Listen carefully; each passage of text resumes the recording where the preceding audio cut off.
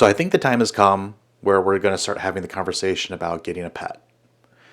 Now, I grew up with dogs, and my wife grew up with dogs.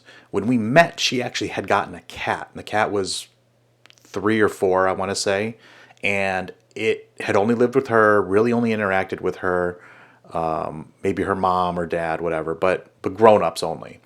So when I moved in and she started paying attention to me, the cat got super jealous, like really jealous. And I don't know, maybe I'm just imagining this happening, but I'm pretty sure it really did. Like she did not like me. She knew that like I had come in and invaded her space, the cat that is. So like when I would go downstairs and I would do laundry, she would like go down there. She'd follow me down and then she'd hide. And then I'd hear like hissing noises, and all of a sudden out of nowhere, I'd feel claws going into the back of my calf because she was attacking me because I was invading her space. Now her litter box was down there, so that could have been a thing too. We did move it downstairs when the kids came.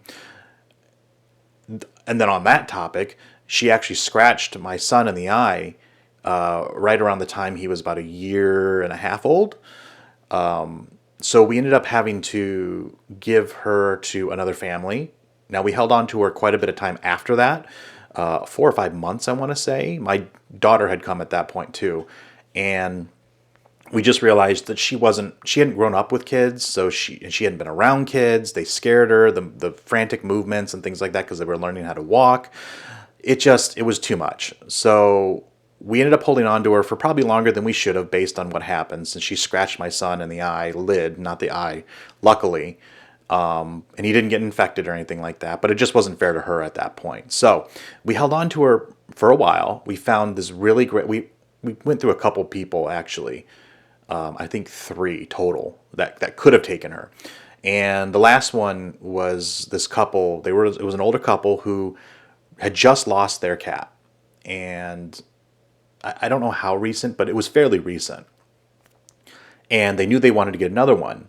And we talked to them a little bit, and they seemed like very nice people. They came and like got to meet Indy, who was our cat, and like decided that it was we're very well mannered, and which she was, but she just wasn't good around kids. And they ended up taking her and keeping us updated after everything was done for maybe a couple months.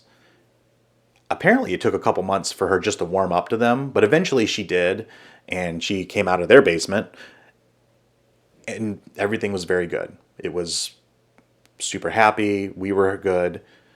Fast forward to when now, and now we're back at that again.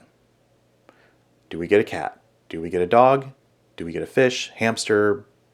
Probably not a snake or spider. Do we get something? And what it's been coming down to is like, yes, the kids want it. Maybe my wife wants it. I'm not really at this point looking for that. I think maybe when the kids are a little older. And it's not for like taking care of them or picking up the poop or anything like that. Mainly it's because right now, since the kids are younger, we're doing a lot of traveling. So it's just another thing that has to be done. We have to board, we have to find someone to watch the cat or the dog, whatever it might be. It's going to cost some money to do that.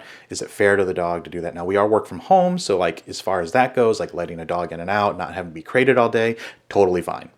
Super easy. But like then the question is like, is it fair to the dog or the cat to be left alone on the trips that we go on? So this year we traveled to Florida twice, Texas. I think we're going to go to PA. We're going to go to North Carolina and then maybe Delaware.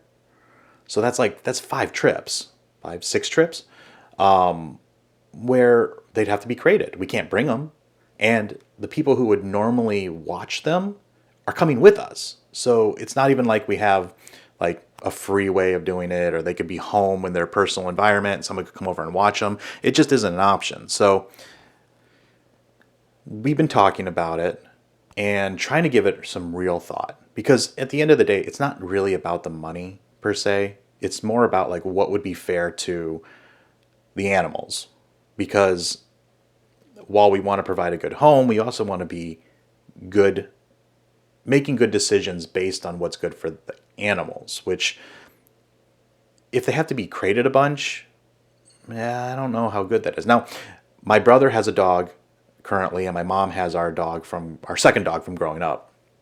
She's getting up there though.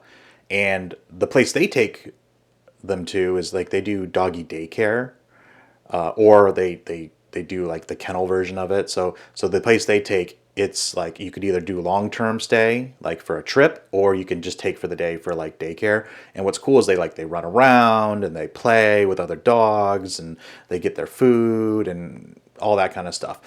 But like my brother's dog, it had a lot of health concerns really early on, and it cost a lot of money. And I mean, not just like a lot by normal standards, like a lot of money. Like it could probably put a roof on a house, at least a section of it, based on how much that cost. And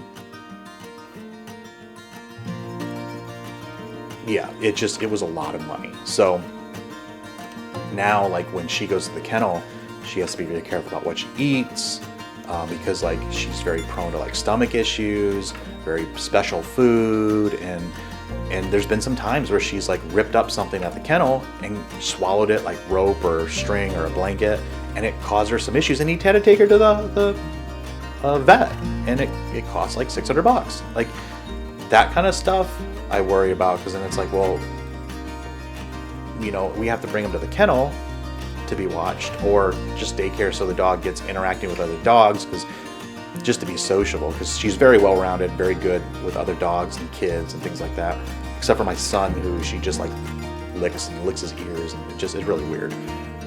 He actually probably would be okay with a dog if it was a small dog. My wife wants a medium-sized dog, and my daughter wants like a bigger dog, so nobody's going to be happy with whatever we get. Cats are all basically the same size, mostly.